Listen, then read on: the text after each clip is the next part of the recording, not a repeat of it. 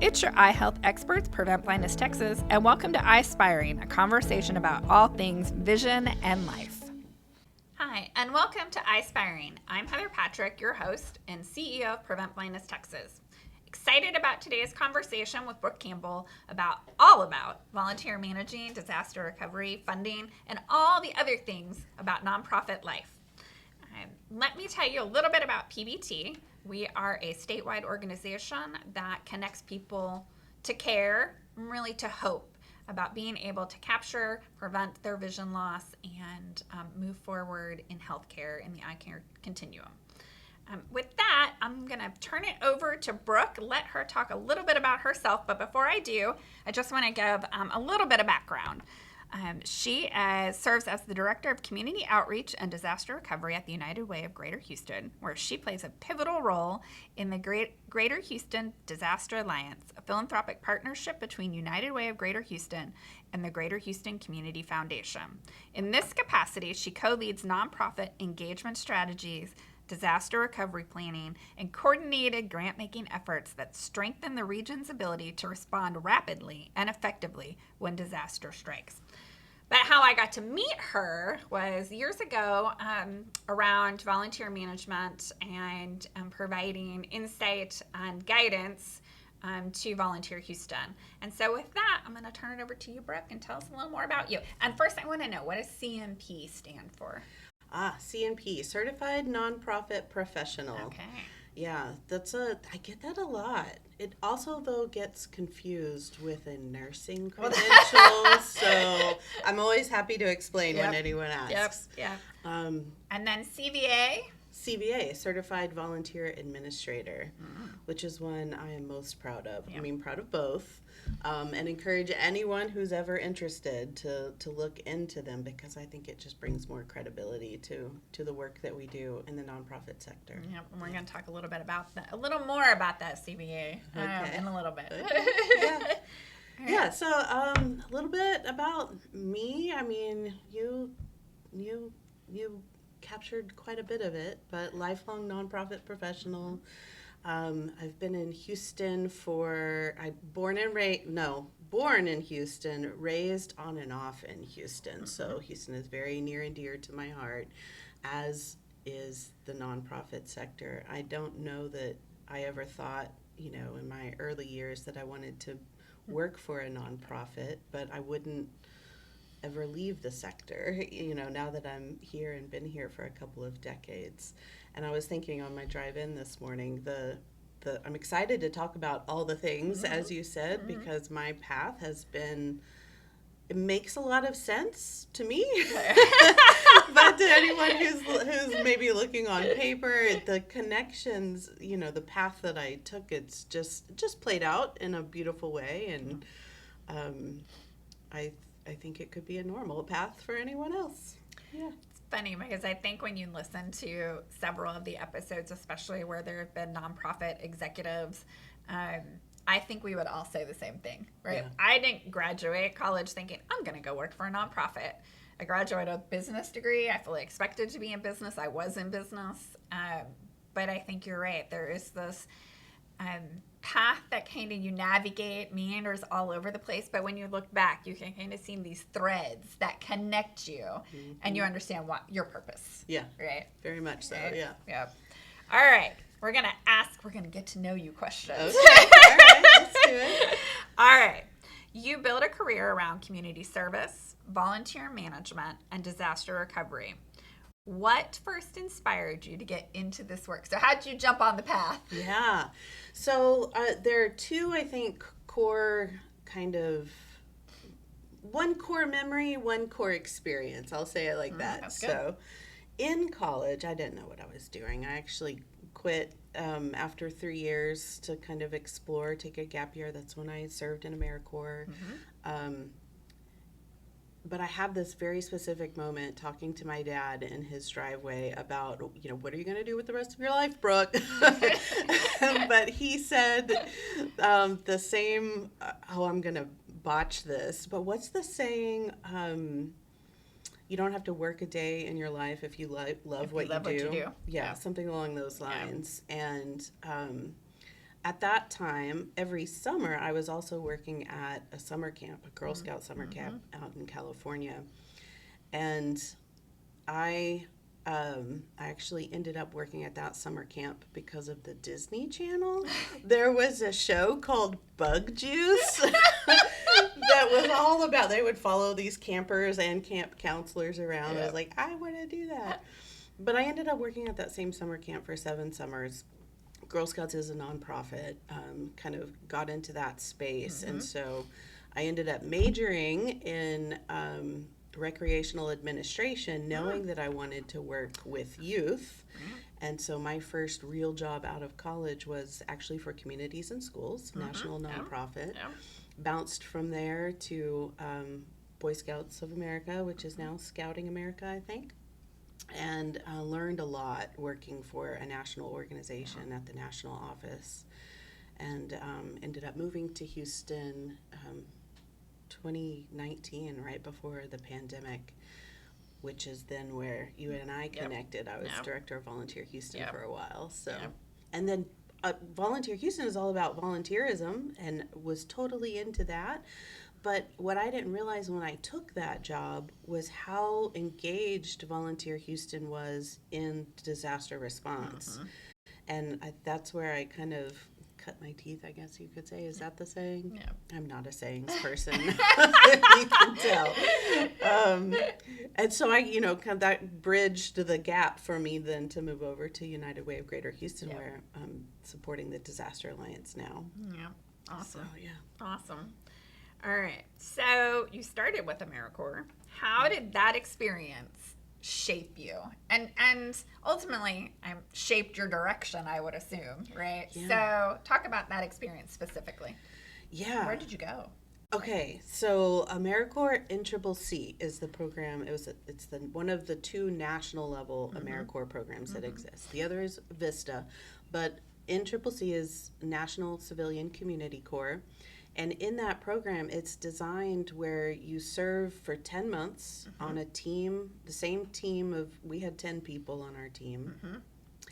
And you travel the country, a region of the country. We served the Southeast region doing service projects for different nonprofits. So, wow. It was, I'll just tell you real quick. Let me see if I can remember. Our first project was actually tutoring middle schoolers. And you stayed after that. That says a lot about you. Oh my gosh, the stories are just it's so cool. Anyway, so we did that. Was our first project. Our second project was invasive plant removal at St. Sebastian Inlet and on the coast of Florida, east coast of Florida, and then we framed and roofed homes for an organization in the Appalachian Mountains in eastern Kentucky. Wow. It's an organization much like Habitat for Humanity, but it's local to that area. There was a moment during that project where it was snowing, and we were like putting up framing a home, and I remember just looking around, and my teammate looked at me and was like, "When can you ever say that you were framing a house while it was snowing in the Appalachian Mountains?" It's just so cool. Okay, and then we renovated a homeless shelter in downtown Atlanta. Was that our last project? Anyway, I think that was all of them. But through all of that, it was actually at that last project, 10 months living, sleeping, eating, working, playing, all the things with the same people. It was an experience. So these are my lifelong friends. But if you're familiar with the stages of like group development, the forming, storming, norming. I think I forgot a phase in there. We went through that. Very much went through that. But that last project, there's a part of me that's like embarrassed to talk about this, but I'll talk about it because it's a very valuable lesson to me that I still think about, decades later. That we had a problem that wasn't really a problem in retrospect with one of our team members and throughout the entire course. And in that last project in Atlanta, we were just out, having dinner one night, and one of my teammates said, I don't understand why this is such a big deal to you guys. Like, this is the way she is. Just get used to it. Just deal with it. Just deal with it. Yes. And it, honestly, I remember that now because people are we're each our own person, and you have to learn to work with people where they are. As they are. And your own experience will be so much better for that. So that's one of the, just, getting to know so many different nonprofits, but then just the life lessons that you learn. I would do it over and over again. I wish there were some days where I wish I could. I think I'm too old now, but I wish I could do it again. That's an amazing experience. And what a great people insight. Yeah. Early on. Yes. Yeah, that's great. All right. For people who may not be familiar with your role, what does a typical day look like for you?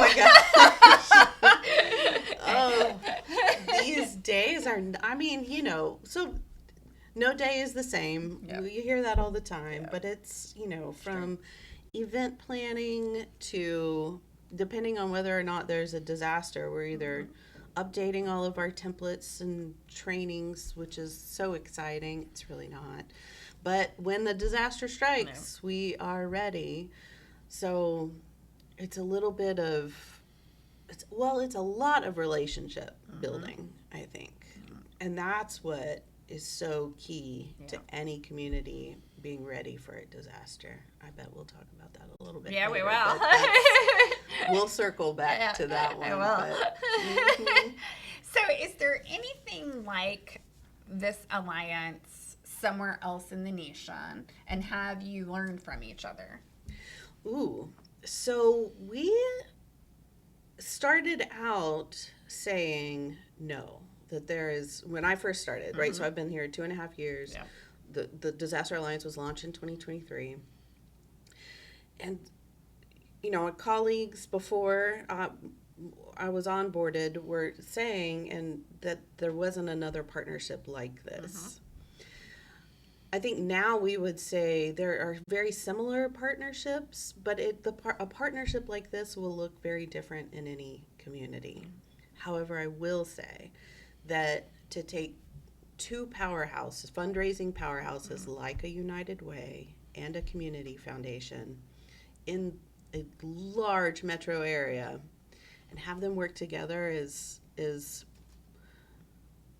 innovative. Maybe that's the unique part, I think. Unusual, yes, But it's working so well. It's a great blueprint. Yeah. It really is a great blueprint. Yeah.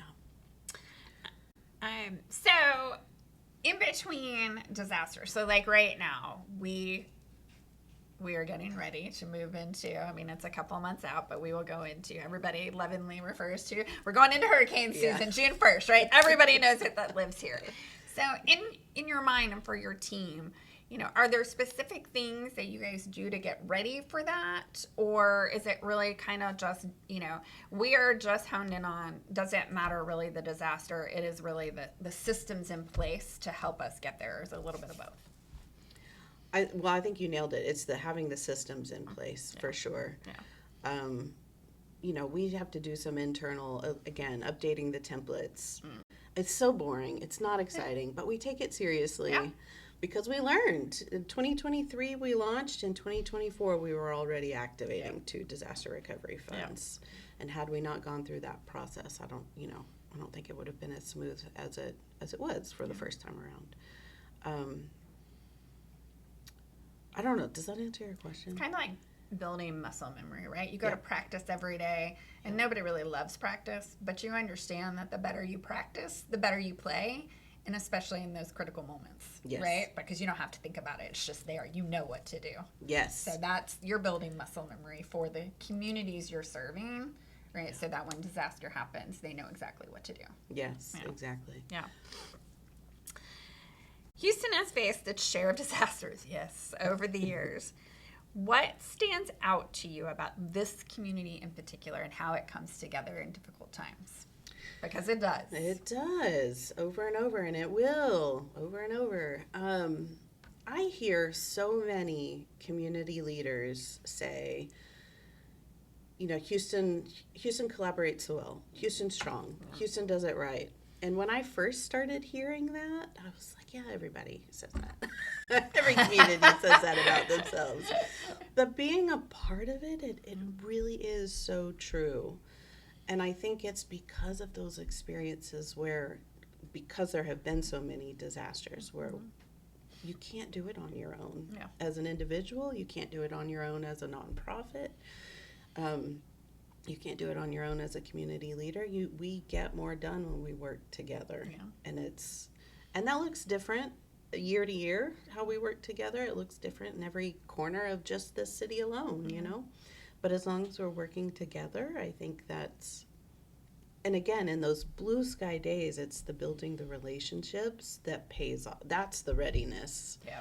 Who do you have the relationship with that you can pick up the phone and call when you know what happens? Yep. Yep. Yeah.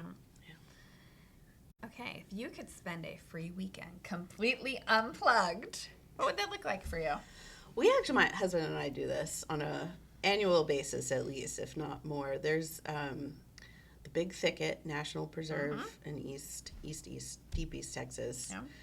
There's a cabin that we rent, and there is no internet out there. I love There that. is no Wi-Fi out there. Or wait, what is so there's no internet, there's no Wi-Fi. I mean, your cell phone doesn't work. There's no connection at all. Wow. Which is a little scary, honestly, because you get so used to it and so dependent on it, but it's also nice. It's on this private little pond lake, and it's a cabin with a flushing toilet. We can't do the tent camping thing anymore, so as long as there's AC, heat, and plumbing. Right. We just go out for the weekend and Unplug. Don't Literally. talk to anyone, exactly. Yeah. That sounds awesome. Yeah. So do you read? Do you like to read? Yeah. Are you reading anything good right Yeah. now? It's the Court of Thorns and Roses. Yes. Yes. So I went through, I have not been a reader in a long time. Have we talked about this? No. Okay, here's the story. I love to read, but when I would pick up a book over the last several years, I just couldn't get into it. Even if it was a good book, I couldn't stay focused.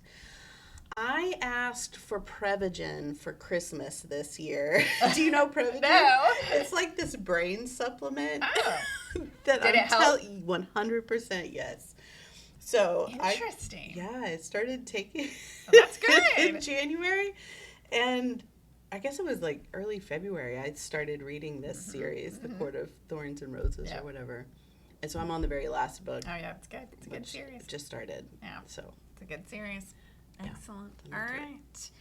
All right, so let's move a little bit let's talk about what it actually takes to prepare communities.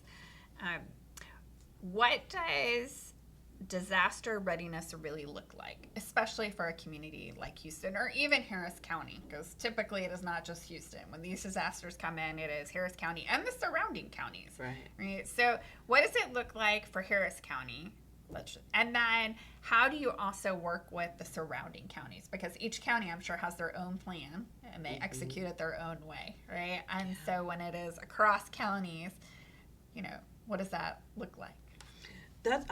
I don't know that we have fully cracked that nut yet, because there are so many different jurisdictions, like you're saying, between the cities and the counties.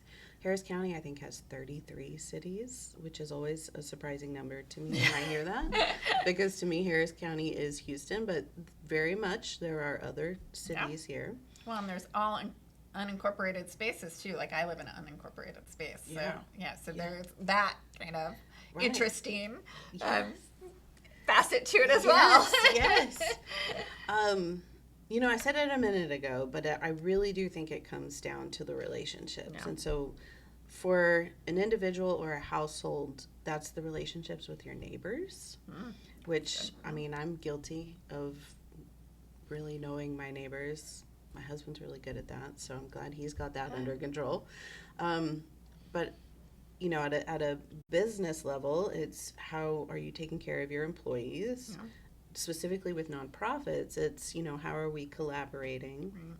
And then the other thing that I think is just so cool is how much our governmental jurisdictions rely on the nonprofit sector to also be prepared to fill gaps that government resources cannot fill after a disaster strikes.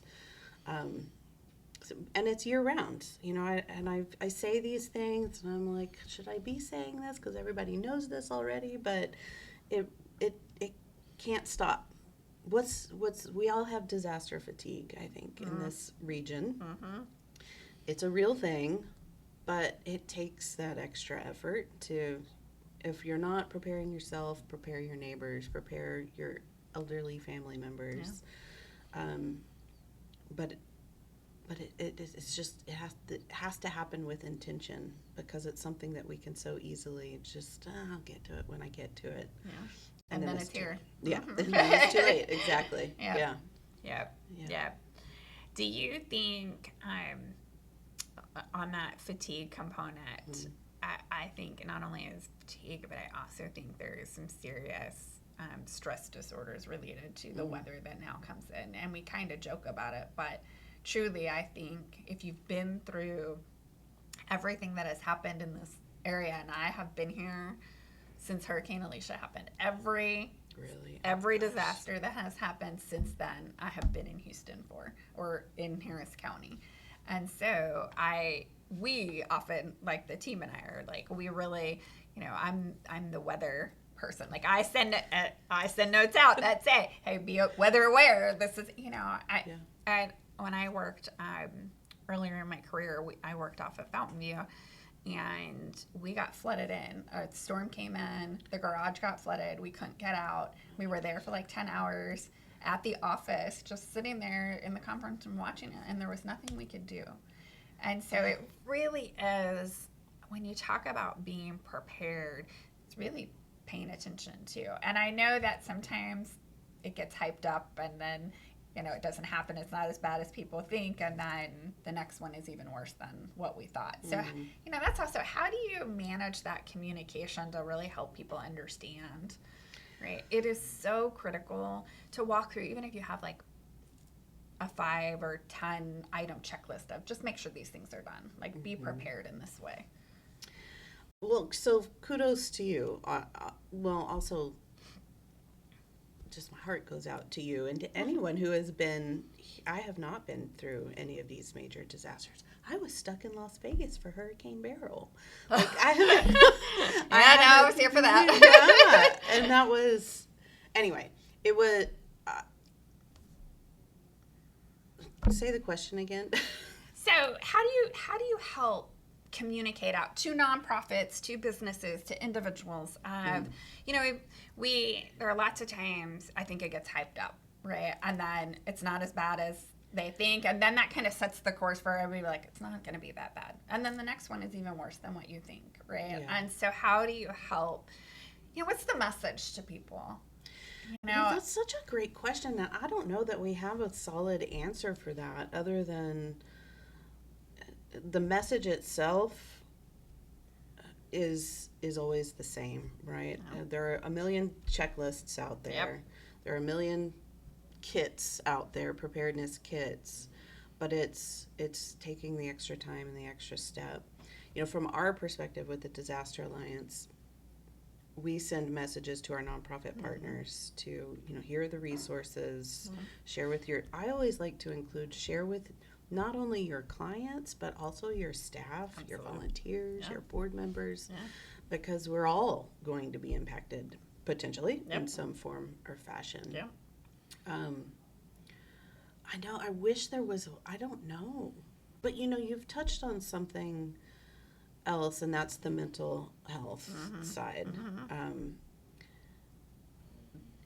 It is very real, and there are resources for that trauma. There's a national disaster hotline for survivors, specifically who are just in that like mental space that's not good. But I don't know that we really highlight that as a need or a resource. The resources exist, Right. and we do talk about it, but what does this system coordination look like for that? Yeah. Connecting those resources to those people and just educating the community. I think that's an area where we can probably do some more work as a region. Yeah. Good. Can I also just tell you too, one of the other things I've learned, we talk a lot about disasters, thinking of the natural hazards. Yeah. And you might remember the mass shooting that was at Santa Fe High School, Yes. just south of Houston, several years ago. Yeah. That community still has a resource center, a physical location that is there to support not just the families of those who were physically injured, but all of the students that maybe weren't physically injured, but that is a traumatic experience to witness or to be so close to. But that community still has a resource center to provide support. How many years later? I mean, how many years was that? I don't remember exactly what year, but I know my kids were in high school. really, So, yeah. So going on maybe 10-ish years, close to. Maybe not that long ago. Okay. But I think that says a lot because it's not just one and done, right? Disaster, the results of disaster, any type of disaster can stay with you, right? Not only the physical components of it, but just the stress that comes with it. The tornado that happened in November on the north side of Houston was through a neighborhood that my daughter's best friend lives in, and it was actually her house was one of the houses that was damaged significantly, and they're still, it's March, they don't have a roof, they just got the fence fixed, mildew is now covering the garage and the walls because they can't get the roof fixed yet, and it's not just the day of that, it is the ongoing components. And I think that's an important point too. And I think it all goes back to right, the individual, the community, the government, and how do we talk about, I equate it kind of to our process. Here's phase 1, here's phase 2, here's phase 3. Here's what you can expect, here's how you navigate it, right? Because I think people always come back to, I just don't know what to do next. Yeah. And that stress is overwhelming. And I think from a nonprofit,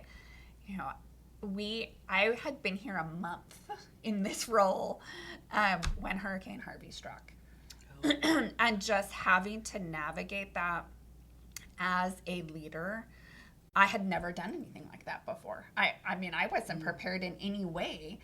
And we ended up being at the convention center and doing screenings in partnership with several organizations. But that was something we never talked about that. We never planned for that, right? But it really highlighted, and I think goes back to one of the conversations that you and I had of the things that people never think about in a disaster of, if I lose my glasses, I can't do anything, right? If I don't have my, I am someone who, without my glasses or contacts, I cannot see. Mm-hmm. It's not just a look. I can't see the big E. I cannot see. I would not be able to navigate that space if I did not have my contacts or glasses. Yeah. Right? Oh. And so, thinking through that, people that have, eye issues or eye disease, and they have to leave their medication behind. And so it's really, for me, it was, no pun intended, but eye-opening of, there is a space for vision health, even in disaster, right, that we never thought of before. And now it is something we talk about often of, how do we help our clients? What would that look like if disaster comes? Not only for our organization, like for our team, what does that look like? Who calls who? How do we manage if something happens to the building, right? But also, how do we support our clients? Mm-hmm. So, but it is because of that experience that, that kind of conversation came to fruition. Yeah. Oh, that just, it makes me, my to-do list just got longer. Sorry. Because I feel like you're absolutely right. When I think about, I'm going to maybe put you on the spot for a minute. Because when I think about the number of people who have vision challenges to some degree or another, I have to imagine it's a pretty large percentage of the population. Yes. Absolutely. And why isn't that part of our disaster preparedness messaging? I'm making a mental note. It's a great question. Yeah. Should be. We're editing our household disaster preparedness Yes. plan right now, and we can add something. Yeah, because we talk about medications, but we don't talk about your contacts, your contact solution, your glasses, right? I mean, when I go to bed at night, I put my glasses in the exact same spot every night. So if I wake up, something happens in the middle of the night, I know exactly where they are, right? I mean, that's for me, when I think about, if I had to, something happened deep in the middle of the night, I don't want to have to be looking around I want to be able to go. I want to know exactly what I'm doing, right? And so I think it is, but I often feel like we miss the opportunity to really help people understand and break down that barrier of here's what it looks like immediately. Here's what, 90 days out can look like for you, or these are the steps. And for nonprofits too. And I know that's part of what the training and resources look like for you. So talk a little bit about that. Yeah. So we are very focused on our nonprofit partners, right? They, in a sense, are our clients, right? Yep. We have so much faith and trust, of course, in all of our nonprofit partners to be those direct service providers. That is not our role. So we want to do everything we can to help nonprofits be prepared as an organization. Yeah.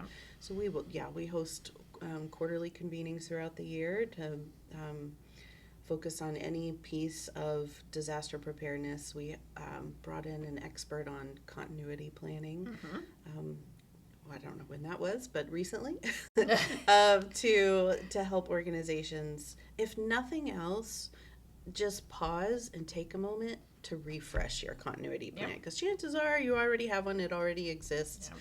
But how many new staff members do you have, and how many of them have seen that plan and understand what to do with it and what their role in that continuity plan is?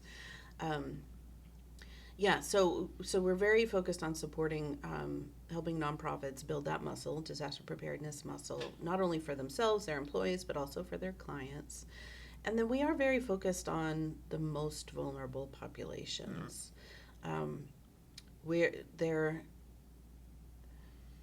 I think some of the hardest populations to reach are those that don't speak English as a first language, or who are not connected. So they're part of that digital divide that we talk about. Yeah. And so we're actually launching a working group here in the next few weeks to address that disaster communications. And it'll be interesting what comes out of that working group to see what sort of processes need to be in place, and who are the key players that have the trust of those communities that are so hard to reach. How do we partner with them? So it's never ending. And it's never ending. Never ending. I would agree with that. What other cities do it well? Have you learned from those lessons, or do you talk to other cities and how they're doing disaster relief and being prepared? What does that look like? I think that, I don't know, I think we hear a lot of, unfortunately, after some of these most recent disasters, like the wildfires in LA, was it Hurricane Helene on the East Coast?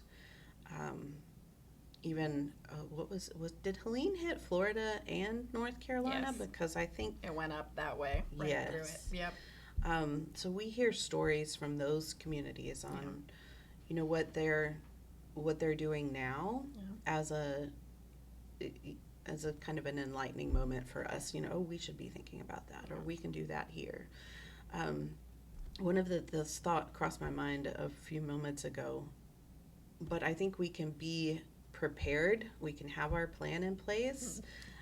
Again, as an individual, as a household, as a business, an organization, but also be prepared to totally pivot away from that plan. So you should be planned, but also be prepared to throw it out the window and totally be adaptive. Welcome to the nonprofit world every single day. Resources in a community change. Yeah, absolutely. So what we had after and for Storm A, we wouldn't have for Disaster B. And Which again just goes back to why those relationships are the most important thing anyone can do. Yeah. Because you can pick up the phone, call a neighbor, call a friend, call your colleague at any other organization or across sectors, right? It's not just nonprofit, it's not just government. Yeah. So yeah. So let's talk a little bit about when something happens, how do you kind of help get everyone going in the same direction? Right? What needs to happen from lessons learned or best practice? What does that look like to get everybody going in the same direction as fast as possible? Yeah. It starts during Blue Sky Days. Yeah. That is not possible if you're not doing work in Blue Sky Days. Yep. And so that goes back to our, convenings here locally. We'll bring our partners together. So they get to know each other, but we're also introducing them to Connective, our system coordination partner, because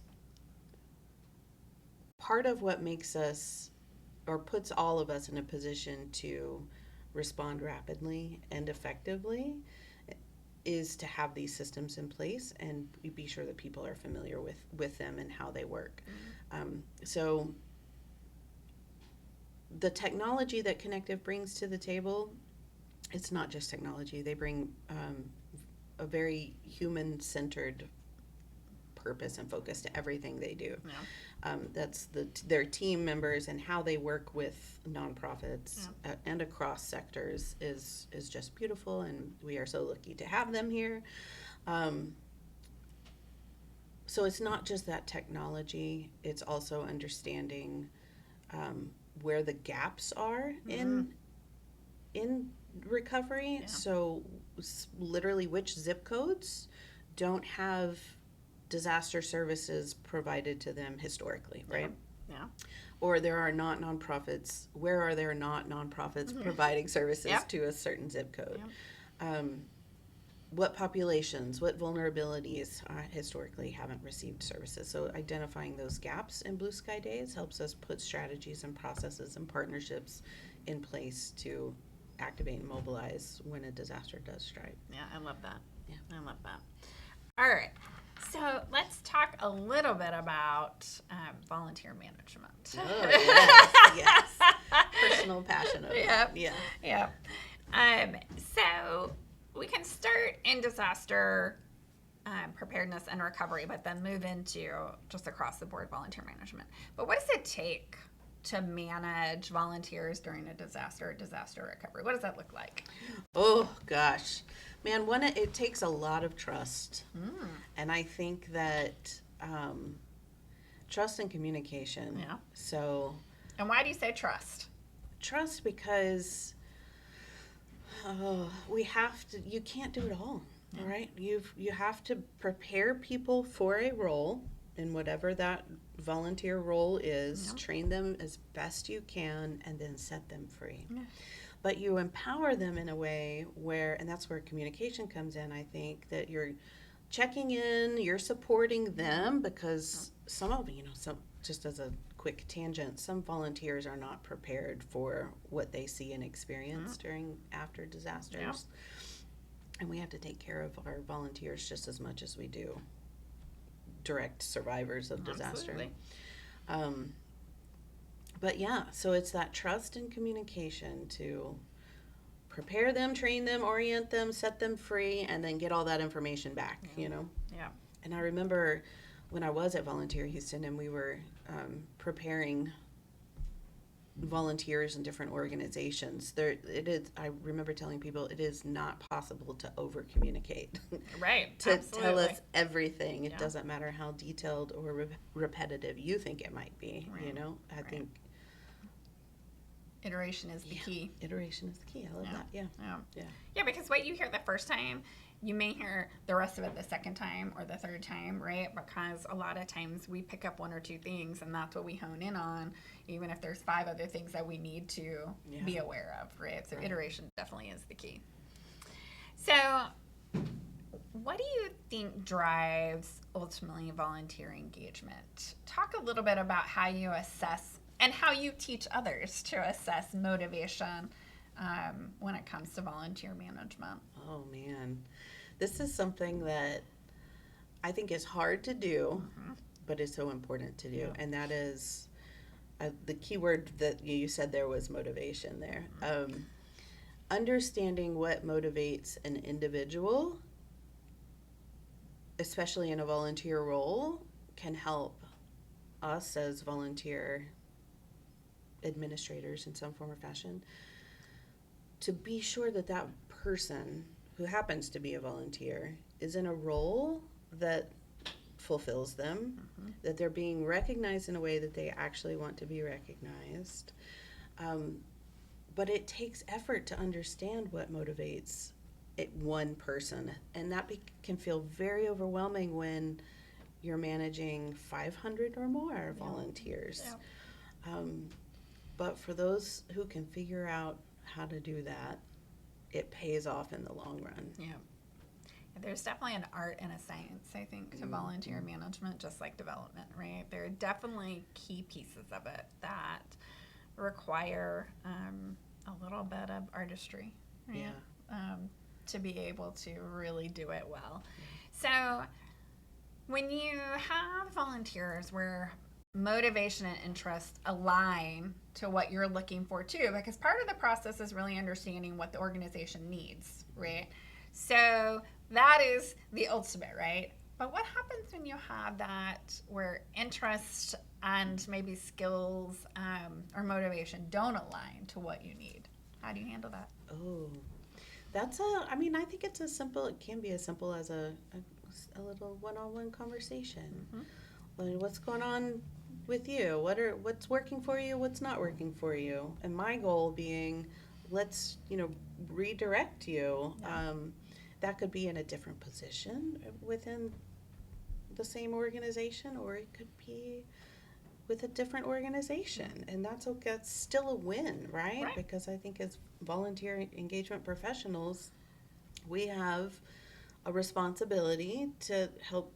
It is about expanding, growing, supporting the organization's mission.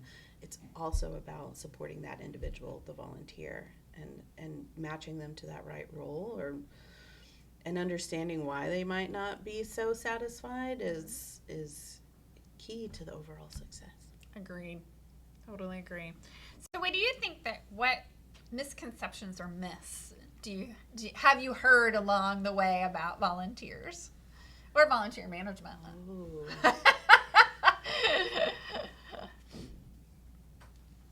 Oh, I don't know where to go with this one. What myths are out there? I'll say this. This bothers me to my core. But when someone says... It's like confessions. Yeah. Yeah. When someone says, just ask a volunteer to do it, with that sense of, it's easy to do that. It is not easy to do that. Yeah.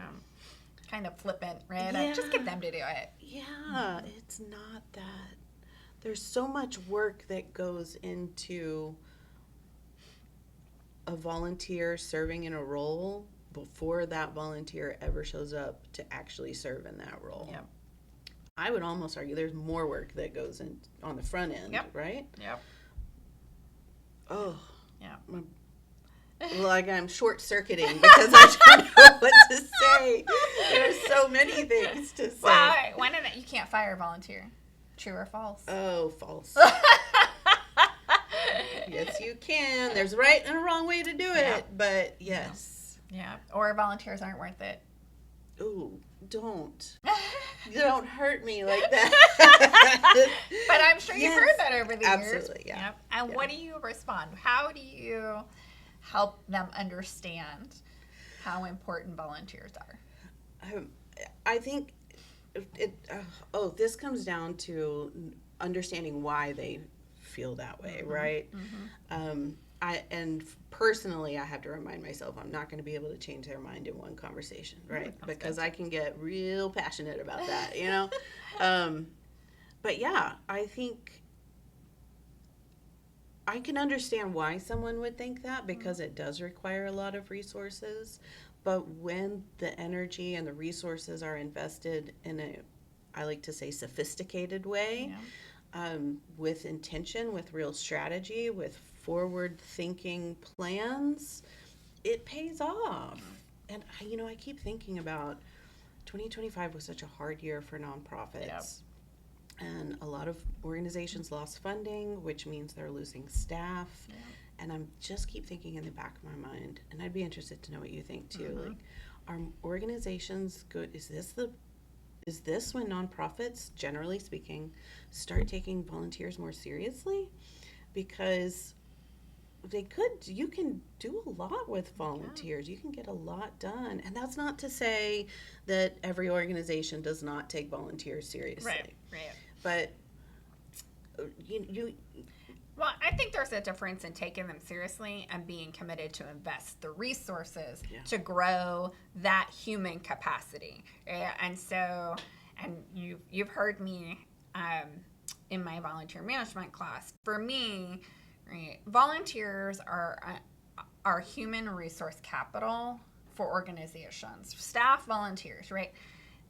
Managed a little bit differently, but ultimately they are human resource capital, and understanding how to invest and grow and help them find experiences that align with what they're looking for, to me, helps organizations reach and excel their potential. Because the more people that feel connected to your organization, have a strategic role, intentional role to help you build and execute your mission, right, the more that organization just continues to flourish.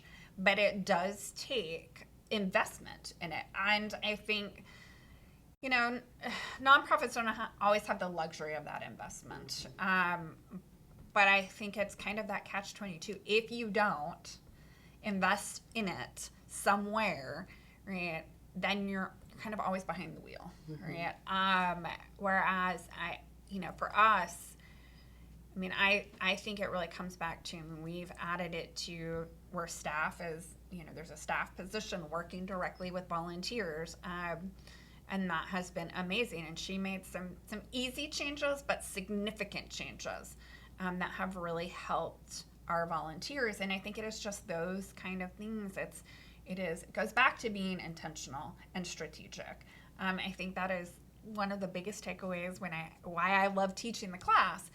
Because most of them are new in their role. Maybe they've been there a year, but they haven't stopped to think about the bigger picture and really, why are these people critical to our success as an organization? And so for me, I think now is a great time in the sector to take a step back and really think about, we are resource constraints, right? What are those look like? And is it possible? Can you close some of those gaps with the right volunteers? And I think now is a great time to ask those questions and really invest if you can, because I think it makes sense. Yeah. It makes sense. I've started this, I've put together this I don't know, I wouldn't call it, we'll call it a workshop. It's not a course. The hidden cost of free volunteers and how to leverage it. Yeah, and it's very tactical in that, like, let's stop and think, what are the actual costs? Yeah. Not just staff time, Right. but like a portion of,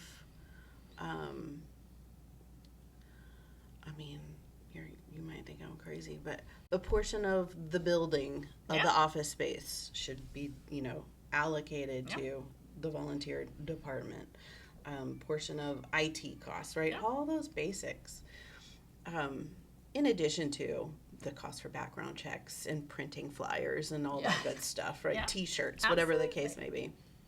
And then staff time, a portion of even executive leadership staff time, across all departments, if it makes sense for the organization, and then that adds up. And when we know that number and have put some actual, like, true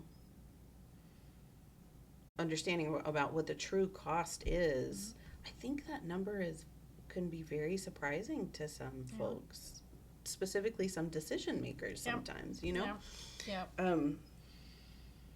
Anyway, it's something that I've kind of just in the last year kind of dove into. I don't know what the right word, again, sayings is not my thing.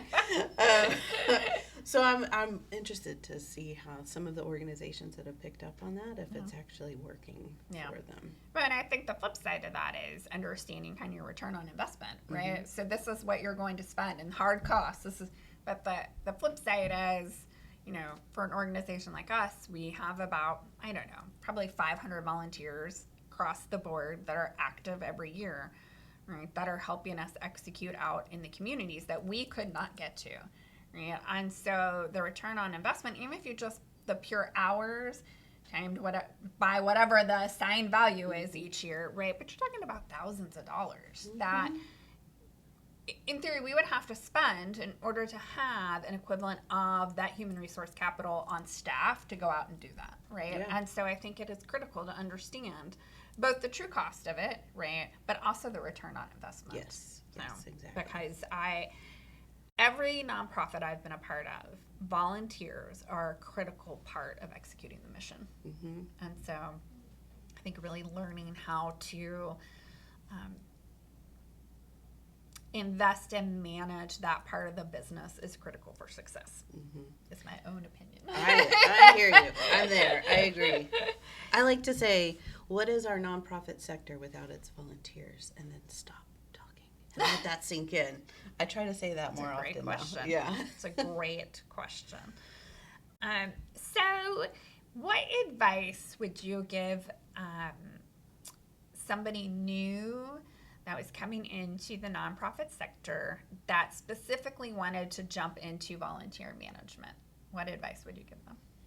Connect with your would-be peers in that space. Mm-hmm. Actually, I can tell you now, I'm excited to share that. So you're familiar with HAVA in the Houston area. It was the Houston Area Volunteer Administrators. Yes. Kind of as an organization, it went defunct after COVID. Mm-hmm.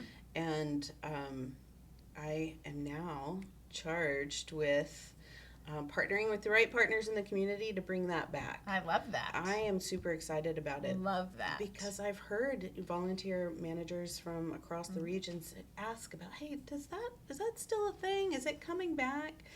And the reality is that there really isn't another space for those professionals to come together and learn from each other, share with each other.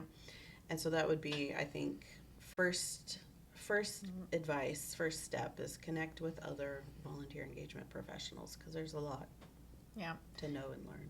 And I would say back to your CVA. So let's talk about your certification a little bit. Talk about that experience. And would you recommend that for someone who was coming into the space? Yes. Hands down. Let me tell you. So I think I earned that in 2022, maybe? So I had been working in the nonprofit sector for a long time at that point. Yep. And when I went through the material, it's not a check-the-box credential, right? You have to show your work. Yeah. And study some of there's an exam. Yeah. And the way that that is it CCVA? Yes. Center for Credentialing or whatever. The way they have outlined this profession is amazing. Oh, it's so beautiful. It is amazing. I think I said this recently that they recognize how much of a unicorn we are as volunteer engagement professionals, because you have to be. Oh, I forget. I'm not going to remember the list, but it's like a talent recruit. There are 7 core pillars. Yes. And within those pillars, they outline at least 10 characteristics and skills you should have, build to have, to be successful in this realm. Yeah. And I love that. I think because most volunteer managers that I know or talk to, or administrators, don't describe themselves the way this work is described, and yet that is accurate on all the things they are doing on a daily basis. Mm-hmm. So I think even if you don't end up getting certified, but I highly recommend it. I think just the resources and the depth of knowledge that it presents is such a great place to start. Mm-hmm. It really is. Yeah. I refer back to it still. Yeah. I mean, you have to like recertify every 5 years, I think. Yeah. But I still refer back to it because it helps when I find myself in a position where I have to convince others, those decision makers, that it's worth the investment. Yeah. There's a lot of great material there. Yeah, I would agree. So we'll end on talking about leadership and leadership in the space. So as a leader in the space, how do you maintain your own balance, especially when in kind of the middle of disaster recovery? So is there something you do specifically or that you've learned as a leader to kind of hone in and ground yourself when things are crazy? Yeah, it was a hard lesson to learn, but yes.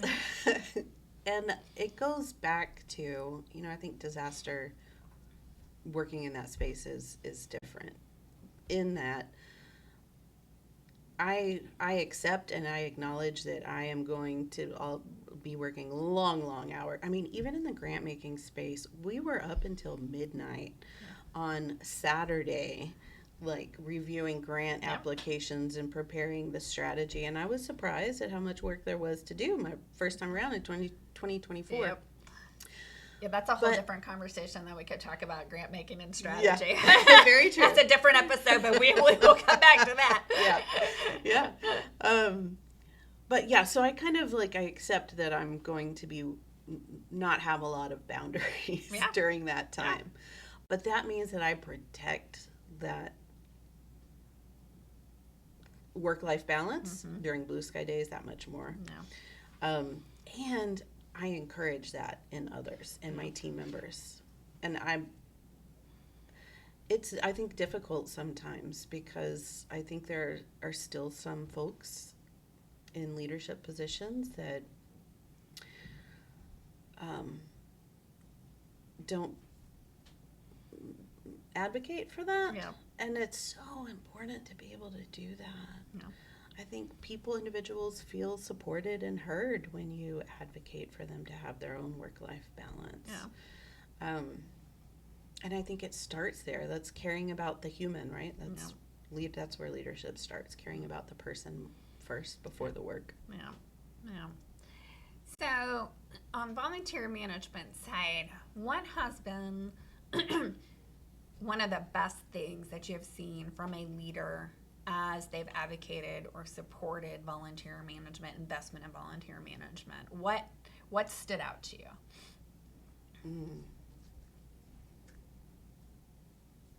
Or did you have to convince every leader why it was important? Maybe you haven't had one. No. I think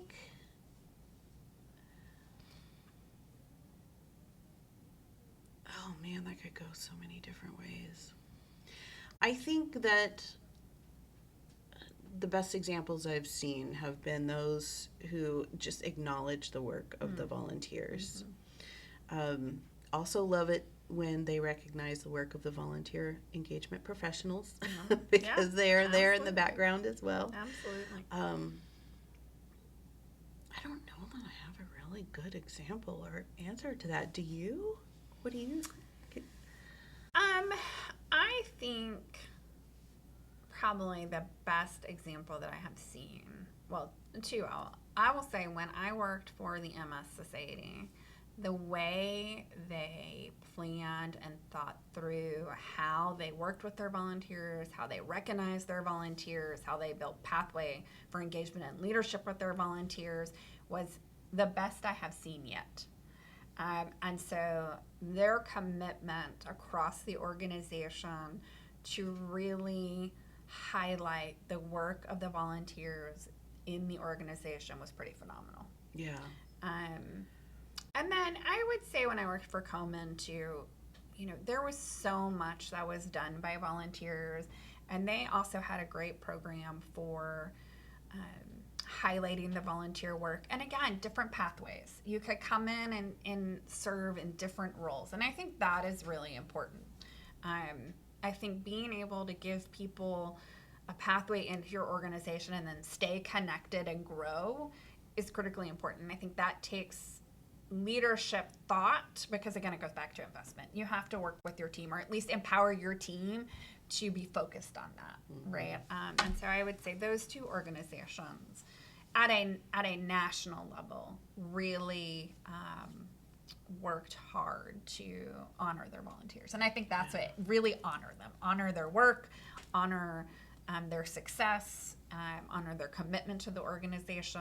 And I think that really, for me, probably one of the reasons I feel as strongly as I do is because those parts of my career were early on, and I really believe in it. I believe in honoring the work the volunteers do.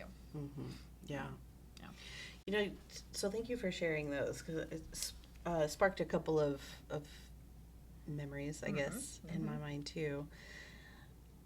I think it was Points of Light who developed this. I don't know that I would say they developed this concept, but they gave it a name. Service enterprise. Oh, I like that. Yeah.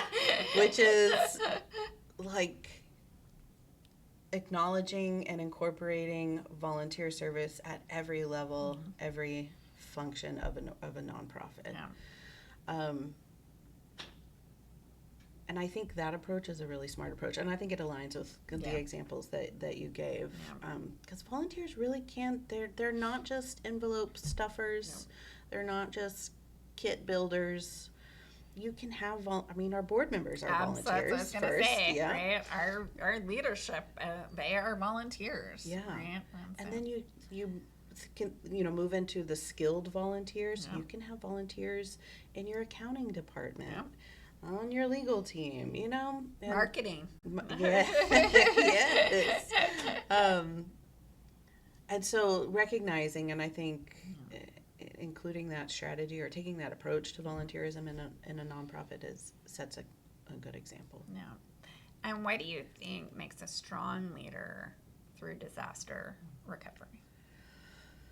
I'm going to share Mark Brown's story. Mark Brown is the CEO of West Houston Assistance Ministries. I think he's retiring. He might not have left yet. But he talks about, he actually studied this. And Mark, if you're listening, I'm sorry, I'm going to totally botch this, but his doctorate, at least in part, was on disaster response. So we asked him to speak to one of our convenings, and his main message is, as a leader, you have to empower your team members to make decisions without you. So you prepare them leading up to, right? Give them guardrails,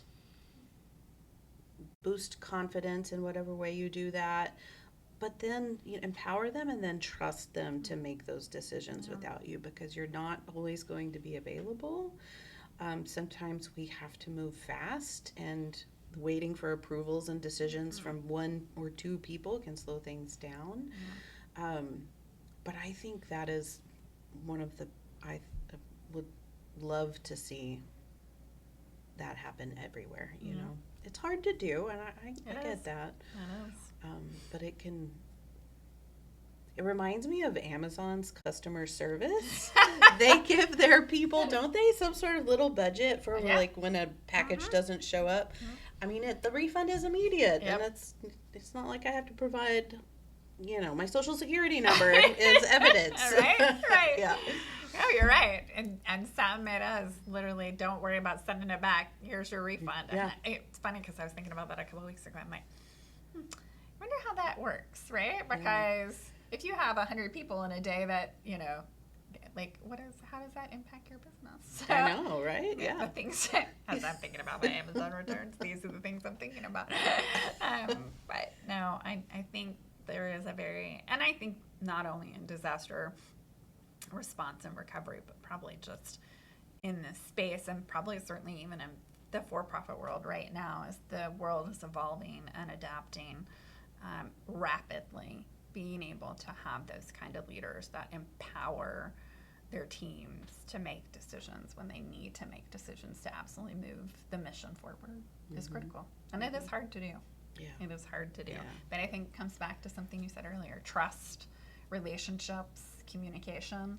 And it goes both ways. I mean, that is from leadership to the team and team back up to leadership. But I think those are critical components to be able to operate like that. Yeah. So, and right now I feel like we have to be able to. The world is ever changing every day. Yeah. So it's a little crazy. There's no way around it. There's no way around it. It's going to happen. Well, thank you so much. This has been a great conversation. Thank you. I think you have such a unique perspective. So thank you for sharing it. Truly appreciate you, the work you do, and our partnership. And so thank you very much. Well, thank you. I have to say, I enjoy our conversations, recorded or not. I always learn something new from you. So I appreciate everything you do as well. Thank you. Thank you. Well, we always talk about at the end how you can get involved and volunteer with PBT. There are definitely plenty of opportunities across the state, and of course to support us as well. But we are always looking for people to join our family and help us move our mission forward. So thank you. As always, we want to know what your vision is. Thanks. Take care.